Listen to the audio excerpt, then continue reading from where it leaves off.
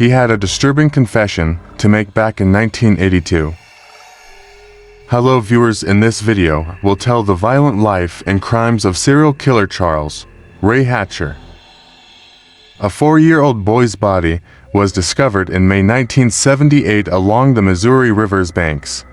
It had belonged to Eric Christkin, who had just vanished from his St. Joseph, Missouri home.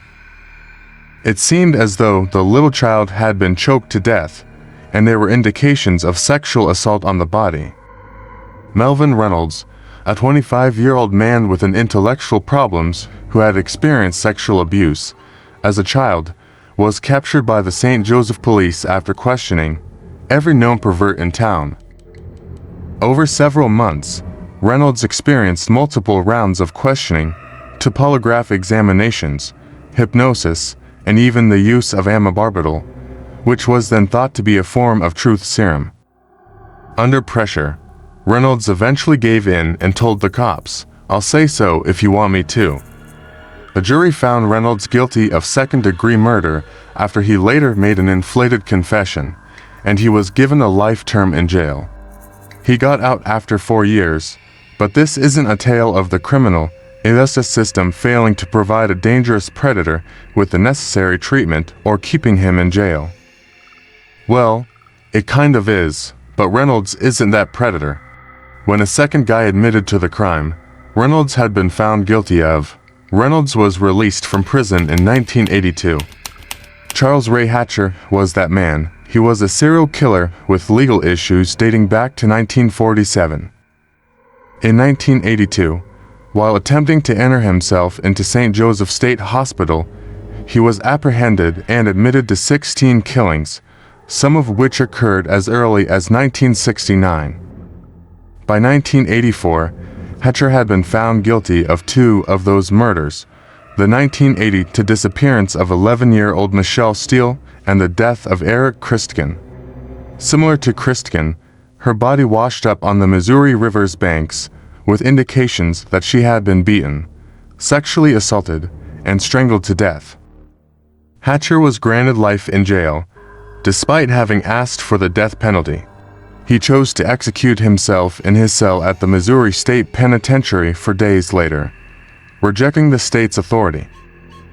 Hatcher was born in Mound City, Missouri, approximately 35 miles north of St. Joseph. From an early age, he had legal issues. He witnessed his older brother's death when he was just 6 years old. When the kite they were flying struck a high-voltage power line, the child was brutally electrocuted.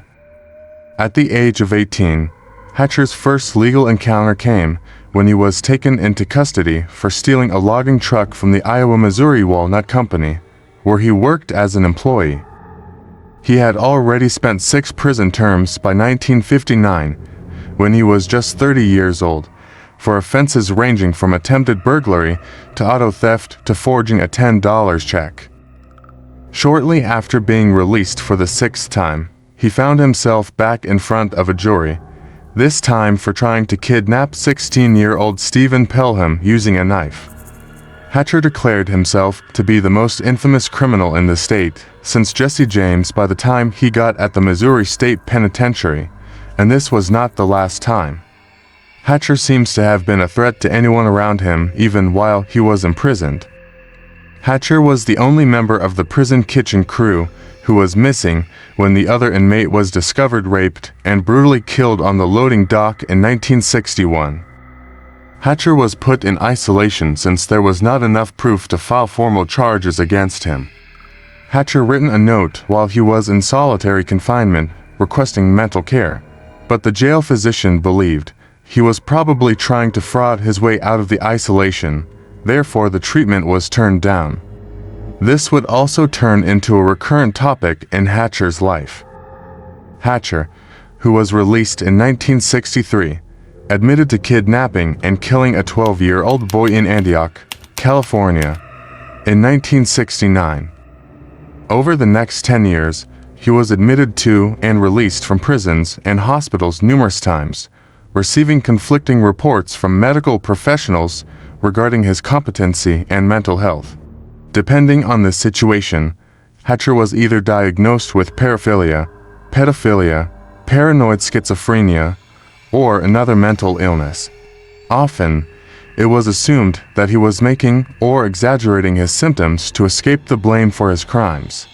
He was labeled a manipulative mental psycho and admitted to the California State Hospital as a mentally disordered sexual offender. He also attempted to escape multiple times.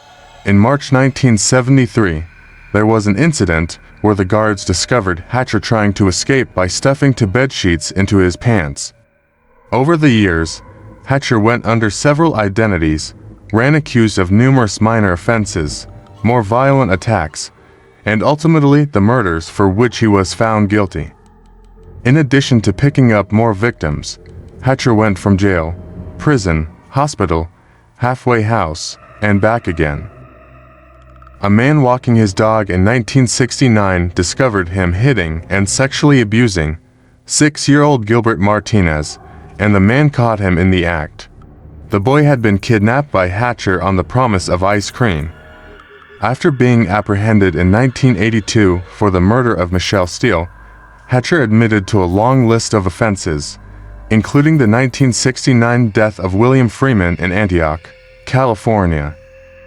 Some of them were well known to the authorities, while others were unexpected, such as the time Hatcher created a rudimentary map that showed officials where to find the body of James Churchill, 28, who was buried in the stony ground of the Rock Island Army Arsenal, which is close to Davenport, Iowa.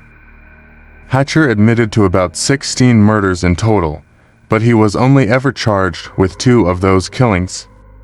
He might have been accountable for even more considering his past.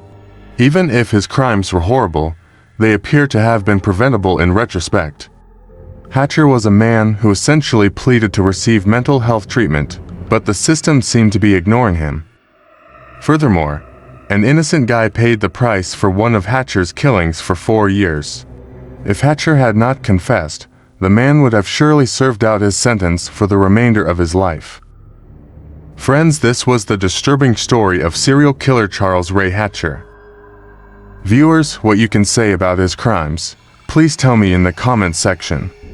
Friends, if you like this video, please like the video and subscribe my channel for more amazing videos, and do not forget to press the bell icon. Take care of yourself, and I meet you in a new video.